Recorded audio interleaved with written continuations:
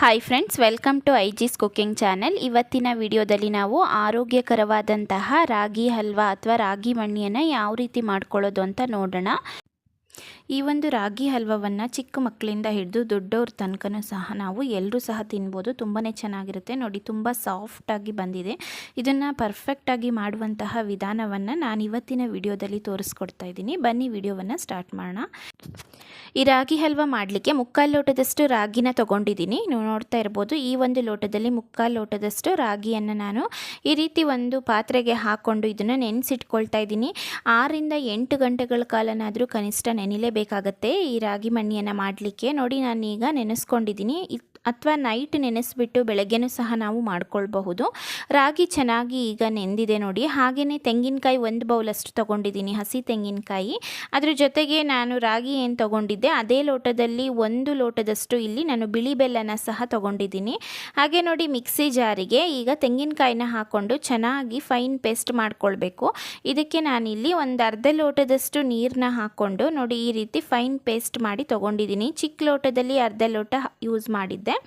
ಹಾಗೆಯೇ ನೋಡಿ, ರಾಗಿನ ಮಿಕ್ಸಿ ಜಾರಿಗೆ ಹಾಕ್ಕೊಂಡಿದ್ದೀನಿ. ಇದನ್ನು ಸಹ ಈ ರೀತಿ ಫೈನ್ ಪೇಸ್ಟ್ ಮಾಡಿ ತೊಗೊಳ್ಬೇಕಾಗತ್ತೆ. ನೋಡಿ, ನಾವು ಈ ಮಿಕ್ಸಿಯಲ್ಲಿ ಗ್ರೈಂಡ್ ಮಾಡುವಾಗ ಜಾಸ್ತಿ ನೀರನ್ನು ಯೂಸ್ ಮಾಡ್ಕೊಳ್ಬಾರ್ದು. ಯಾಕಂದರೆ ನೀರು ಜಾಸ್ತಿ ಯೂಸ್ ಮಾಡಿದರೆ ಚೆನ್ನಾಗಿ ಗ್ರೈಂಡ್ ಆಗೋದಿಲ್ಲ. ಹಾಗಾಗಿ ಈ ಒಂದು ರಾಗಿಯನ್ನು ನಾವು ಗ್ರೈಂಡ್ ಮಾಡುವಾಗ ಸ್ವಲ್ಪ ನೀರನ್ನು ಯೂಸ್ ಮಾಡಿಕೊಂಡು ಈ ರೀತಿ ಫೈನ್ ಪೇಸ್ಟ್ ಮಾಡಿ ತೊಗೊಳ್ಬೇಕಾಗತ್ತೆ. ನಂತರ ಇದಕ್ಕೆ ನಾವು ನೀರನ್ನು ಆ್ಯಡ್ ಮಾಡಿಕೊಂಡು ಹಾಲನ್ನು ತೆಗಿಬೋದು ನಾವು. ನೋಡಿ, ಈ ರೀತಿ ನಾನು ರುಬ್ಬಿಟ್ಕೊಂಡಿರುವಂತಹ ಒಂದು ರಾಗಿ ಏನಿದೆ ಅದನ್ನು ಹಾಕ್ಕೊಂಡು ಒಂದು ಬೌಲಿಗೆ ನೀರನ್ನು ಈಗ ಆ್ಯಡ್ ಮಾಡ್ಕೊಳ್ತಾ ಇದ್ದೀನಿ. ನೋಡಿ, ಇದಕ್ಕೀಗ ನಾನು ಟೋಟಲಾಗಿ ಒಂದು 3 ಕಪ್ಪಷ್ಟು ನೀರನ್ನು ಆ್ಯಡ್ ಮಾಡ್ಕೊಂಡಿದ್ದೀನಿ ಫ್ರೆಂಡ್ಸ್. ಟೋಟಲು ನಾನು ರುಬ್ಬಲಿಕ್ಕೆ ಹಾಗೆಯೇ ಅದ್ರ ಜೊತೆಗೆ ಫೈನಲಲ್ಲಿ ಆ್ಯಡ್ ಮಾಡಿದಂತಹ ವಾಟರು ನಾನು ತೋರಿಸಿದಂತಹ ಲೋಟದಲ್ಲಿ 3 ಲೋಟದಷ್ಟು ನೀರನ್ನು ಹಾಕ್ಕೊಂಡಿದ್ದೀನಿ. ಈಗ ಇದರಿಂದ ರಾಗಿ ಹಾಲನ್ನು ತೆಗಿತಾ ಇದ್ದೀನಿ. ನೋಡಿ, ಈ ರೀತಿ ಸ್ಟ್ರೈನರಿಂದ ನಾನು ತೆಗಿತಾ ಇದ್ದೀನಿ. ಬಟ್ಟೆನೂ ಸಹ ನಾವು ಯೂಸ್ ಮಾಡಿಕೊಂಡು ಈ ರೀತಿ ತೆಗಿಬೋದು ನಾವು ರಾಗಿ ಹಾಲನ್ನು. ಅಥವಾ ಜರಡಿ ಇದ್ದರೆ ನಿಮ್ಮ ಹತ್ರ ಜರಡಿಲೂ ಸಹ ನಾವು ಈ ರೀತಿ ರಾಗಿ ಹಾಲನ್ನು ತೆಗಿಬೋದು. ನೋಡಿ, ನಾನು ಈ ರೀತಿ ಸ್ಟ್ರೈನರಿಂದನೇ ತೆಗಿತಾ ಇದ್ದೀನಿ. ಸ್ವಲ್ಪ ಸ್ವಲ್ಪನೇ ಇದು ಮಾಡಿ. ಇದು ಫೈನಲಿ ಏನು ಉಳಿಯುತ್ತೆ ಅದನ್ನು ನಾವು ತೆಗೆದು ಬಿಡಬೇಕು. ಮತ್ತು ನಾವು ಇದನ್ನು ಬೇಕಾದರೆ ಇನ್ನೊಂದು ಸರಿ ಮಿಕ್ಸಿ ಜಾರ್ಗೆ ಹಾಕಿ ಮತ್ತೆ ಅದೇ ರೀತಿ ರಾಗಿ ಹಾಲನ್ನು ತೆಗಿಬೋದು. 2 ಸರಿ ಮಾಡ್ಕೊಳ್ಬಹುದು ಅಷ್ಟೇ. ಮತ್ತೆ ಯೂಸ್ ಮಾಡಿದೆ ಅದರಿಂದ ರಾಗಿ ಹಾಲು ಬರೋದಿಲ್ಲ. ನೋಡಿ, ಈಗ ತೆಂಗಿನಕಾಯಿದು ಹಾಲು ಏನಿತ್ತು ಅದನ್ನು ಹಾಕ್ಕೊಂಡಿದ್ದೀನಿ. ಅದಕ್ಕೆ ಸಹ 1 ಲೋಟದಷ್ಟು ನೀರನ್ನು ಯೂಸ್ ಮಾಡ್ಕೊಂಡಿದ್ದೆ. ಟೋಟಲಾಗಿ ನಾನಿಲ್ಲಿ 4 ಲೋಟದಷ್ಟು ನೀರನ್ನು ಯೂಸ್ ಮಾಡ್ಕೊಂಡಿದ್ದೀನಿ ಫ್ರೆಂಡ್ಸ್. ಹಾಗೆಯೇ ನೋಡಿ, ಬೆಲ್ಲನ ಕರಗಲಿಕ್ಕೆ ಇಟ್ಕೊಳ್ತಾ ಇದ್ದೀನಿ. ಈ ಬೆಲ್ಲ ಕರಗಲಿಕ್ಕೆ ಇಲ್ಲಿ ನಾನು ಅರ್ಧ ಲೋಟದಷ್ಟು ನೀರನ್ನು ಹಾಕ್ಕೊಂಡಿದ್ದೀನಿ. ನೀವು ನೋಡ್ತಾ ಇರ್ಬೋದು. ಇದನ್ನೀಗ ಗ್ಯಾಸ್ ಮೇಲೆ ಇಟ್ಕೊಂಡು ಚೆನ್ನಾಗಿ ಬೆಲ್ಲನ ಕರಗಿಸ್ಕೊಂಡಿದ್ದೀನಿ. ಪಾಕ ಮಾಡ್ಕೊಳ್ಬಾರ್ದು, ಜಸ್ಟ್ ಬೆಲ್ಲನ ಕರಗಿಸ್ಕೊಂಡು ಈ ರೀತಿ ನಾವು ಸೋಸಿದ್ರೆ ಸಾಕಾಗತ್ತೆ. ನೋಡಿ, ಈ ರೀತಿ ಚೆನ್ನಾಗಿ ಶೋಧಿಸ್ಕೊಂಡು ತಗೊಳ್ಳೋಣ. ಈಗ ಇದನ್ನು ನಾವು ರೆಡಿ ಮಾಡಿ ಇಟ್ಕೊಂಡಿದ್ದಂತಹ ರಾಗಿ ಹಾಲು ಹಾಗೆ ತೆಂಗಿನಕಾಯಿ ಹಾಲು ಏನಿತ್ತು ಅದ್ರ ಒಳಗಡೆ ನಾನು ಬೆಲ್ಲನ ಈ ರೀತಿ ಚೆನ್ನಾಗಿ ಶೋಧಿಸ್ಕೊಂಡು ತೊಗೊಂಡಿದ್ದೀನಿ. ನೋಡಿ, ಇದನ್ನೀಗ ಚೆನ್ನಾಗಿ ಮಿಕ್ಸ್ ಮಾಡ್ಕೊಳ್ತಾ ಇದ್ದೀನಿ. ಇದನ್ನೀಗ ನಾವು ಗ್ಯಾಸ್ ಮೇಲೆ ಇಟ್ಕೊಳ್ಬೋದು.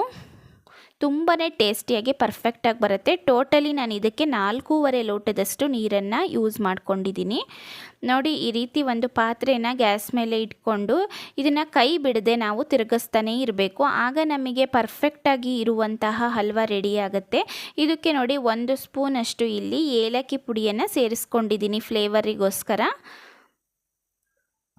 ಇದನ್ನೀಗ ಕೈ ಬಿಡದೆ ನಾವು ಈ ರೀತಿ ತಿರುಗಿಸ್ತಾನೇ ಇರಬೇಕಾಗತ್ತೆ. ನೋಡಿ ಫ್ರೆಂಡ್ಸ್, ಇದು ತುಂಬ ಬೇಗ ಗಟ್ಟಿಯಾಗಿಬಿಡುತ್ತೆ. ಮೀಡಿಯಮ್ ಫ್ಲೇಮಲ್ಲಿ ಗ್ಯಾಸನ್ನು ಇಟ್ಕೊಂಡು ಚೆನ್ನಾಗಿ ಈ ರೀತಿ ತಿರುಗಿಸ್ತಾನೇ ಇರಿ. ನೋಡಿ, ಚೆನ್ನಾಗಿ ತುಂಬ ಬೇಗ ಇದು ಈ ರೀತಿ ಗಟ್ಟಿಯಾಗಿಬಿಡತ್ತೆ. ಒಂದು ಅರ್ಧ ಗಂಟೆ ಅಷ್ಟರಲ್ಲಿ ನಮಗೆ ಗಟ್ಟಿಯಾಗುತ್ತೆ. ಅರ್ಧ ಗಂಟೆನೂ ತಗೊಳ್ಳೋದಿಲ್ಲ. ನೀವು ನೋಡ್ತಾ ಇರ್ಬೋದು, 25ಇಂದ 30 ಮಿನಿಟ್ಸ್ ಒಳಗಡೆ ನಮಗೆ ಈ ಹದಕ್ಕೆ ಬರುತ್ತೆ. ಈ ಒಂದು ಕನ್ಸಿಸ್ಟೆನ್ಸಿಗೆ ಬರೋ ತನಕನೂ ಸಹ ನಾವು ಇದನ್ನು ತಿರುಗಿಸ್ತಾನೆ ಇರಬೇಕಾಗತ್ತೆ. ಹಾಗೆ ಕೈ ಬಿಡಬಾರ್ದು, ಕೈ ಬಿಟ್ಟರೆ ಗಂಟುಗಳಾಗ್ಬಿಡತ್ತೆ. ಹಾಗಾಗಿ ನೋಡಿ, ಈ ರೀತಿ ಒಂದು ಕಂಟೈನರ್ಗೆ ನಾನು ಸ್ವಲ್ಪ ತುಪ್ಪ ಸವರಿ ಇಟ್ಕೊಂಡಿದ್ದೆ. ಈಗ ನಾನು ಮಾಡ್ಕೊಂಡಿರುವಂತಹ ಮಿಶ್ರಣ ಏನಿದೆ ಅದನ್ನು ಹಾಕ್ತಾಯಿದ್ದೀನಿ. ಹಲ್ವದ ಒಂದು ಮಿಶ್ರಣವನ್ನು ನೋಡಿ, ಇದನ್ನೀಗ ಚೆನ್ನಾಗಿ ಸೆಟ್ ಮಾಡ್ಕೊಳ್ಬೇಕಾಗತ್ತೆ. ಈ ರೀತಿ ಹಾಕಿ ನಾನು ಮಾಡಿದಂತಹ ಒಂದು ಮಿಶ್ರಣ ಏನಿತ್ತು ಅದು ಇನ್ನೂ ಉಳ್ಕೊಂಡಿದೆ ಹಲ್ವದ್ದು, ಅದನ್ನು ಬೇಕಾದರೆ ನಾವು ತಟ್ಟೆಗೆ ತುಪ್ಪ ಸವರಿ ಹಾಕ್ಕೊಳ್ಬಹುದು. ನೋಡಿ, ಈ ಕಂಟೈನರ್ಗೆ ಜಾಸ್ತಿ ಆಯಿತು ಅಂತ ಸ್ವಲ್ಪ ಇಟ್ಕೊಂಡಿದ್ದೀನಿ. ನೋಡ್ತಾ ಇರ್ಬೋದು, ಈ ರೀತಿ ಸೆಟ್ ಮಾಡ್ಕೊಳ್ತಾ ಇದ್ದೀನಿ. ಇದನ್ನು ಕಂಪ್ಲೀಟಾಗಿ 1 ಗಂಟೆಗಳ ಕಾಲ ನಾವು ಬಿಡಬೇಕಾಗತ್ತೆ ತಣ್ಣಗಾಗಲಿಕ್ಕೆ.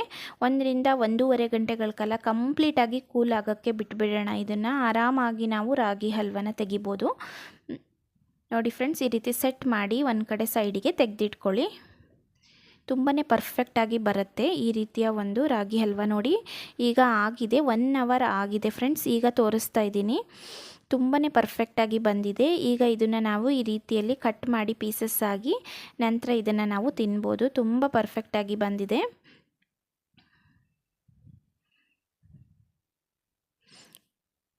ಈ ರೀತಿಯ ಒಂದು ಹಲ್ವವನ್ನು ನಾವು ಮನೆಯಲ್ಲೇ ಮಾಡಿಕೊಂಡ್ರೆ ಚಿಕ್ಕ ಮಕ್ಕಳಿಂದ ಹಿಡಿದು ದೊಡ್ಡವ್ರ ತನಕನೂ ಸಹ ತುಂಬಾ ಇಷ್ಟಪಟ್ಟು ತಿಂತಾರೆ ಫ್ರೆಂಡ್ಸ್. ನೋಡಿ, ತುಂಬ ಪರ್ಫೆಕ್ಟಾಗಿ ಬಂದಿದೆ, ಎಲ್ಲೂ ಸಹ ಅಂಟ್ಕೊಂಡಿಲ್ಲ ರಾಗಿ ಹಲ್ವ.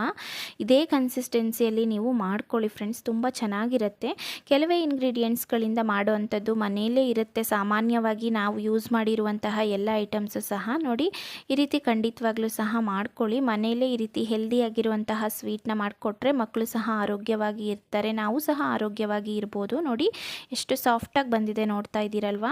ತುಂಬಾ ಪರ್ಫೆಕ್ಟಾಗಿ ತುಂಬ ಕಡಿಮೆ ಸಮಯದಲ್ಲೂ ಸಹ ಮಾಡ್ಕೊಳ್ಬಹುದು ನಾವಿದನ್ನು. ನೋಡಿ, ಈ ರೀತಿ ನೀವು ಸಹ ಮನೆಯಲ್ಲಿ ಒಂದ್ಸರಿ ಟ್ರೈ ಮಾಡಿ, ನಿಮಗೆ ಹೇಗೆ ಬಂತು ಅಂತ ನನಗೆ ಕಾಮೆಂಟ್ ಮೂಲಕ ತಿಳಿಸಿ. ಹಾಗೆ ಫ್ರೆಂಡ್ಸ್, ಚಾನಲ್ನ ದಯವಿಟ್ಟು ಸಬ್ಸ್ಕ್ರೈಬ್ ಮಾಡಿಕೊಂಡು ಚಾನಲ್ನ ಸಪೋರ್ಟ್ ಮಾಡಿ.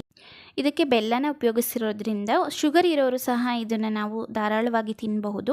ಹಾಗೆ ಸ್ವೀಟ್ ಸ್ವಲ್ಪ ಕಡಿಮೆ ಬೇಕಿದ್ದರೆ ಬೆಲ್ಲದ ಅಂಶನ ಕಡಿಮೆ ಮಾಡ್ಕೊಳ್ಳಿ ಫ್ರೆಂಡ್ಸ್. ನೋಡ್ತಾ ಇರ್ಬೋದು ನೀವು. ಇನ್ನು ಉಳಿದಂಥದ್ದನ್ನು ನಾನು ಈ ರೀತಿ ಒಂದು ತಟ್ಟೆಗೂ ಸಹ ಹಾಕಿ ಇಟ್ಕೊಂಡಿದ್ದೆ, ಅದನ್ನು ಸಹ ಕಟ್ ಮಾಡಿ ತೋರಿಸ್ತಾ ಇದ್ದೀನಿ. ನೀವು ನೋಡ್ತಾ ಇರ್ಬೋದು, ಅದು ಸಹ ಪರ್ಫೆಕ್ಟಾಗಿ ಬರ್ತಾ ಇದೆ, ಎಲ್ಲೂ ಸಹ ಅಂಟ್ಕೊಳ್ತಿಲ್ಲ ಫ್ರೆಂಡ್ಸ್. ಖಂಡಿತವಾಗ್ಲೂ ಸಹ ಮನೆಯಲ್ಲಿ ಈ ರೀತಿಯಲ್ಲಿ ಟ್ರೈ ಮಾಡ್ಕೊಳ್ಳಿ, ತುಂಬಾ ಪರ್ಫೆಕ್ಟಾಗಿ ಬರುತ್ತೆ. ಟ್ರೈ ಮಾಡಿ ಹೇಗೆ ಬಂತು ಅಂತ ಕಾಮೆಂಟ್ನಲ್ಲಿ ತಿಳಿಸಿ. ಹಾಗೆ ಈ ಒಂದು ವಿಡಿಯೋ ನಿಮಗೆ ಇಷ್ಟ ಆಗಿದ್ದರೆ ವಿಡಿಯೋವನ್ನು ಲೈಕ್ ಮಾಡಿ, ಹಾಗೆ ಶೇರ್ ಮಾಡಿ, ಹಾಗೆ ಚಾನಲನ್ನು ಸಬ್ಸ್ಕ್ರೈಬ್ ಮಾಡಿ. Thank you.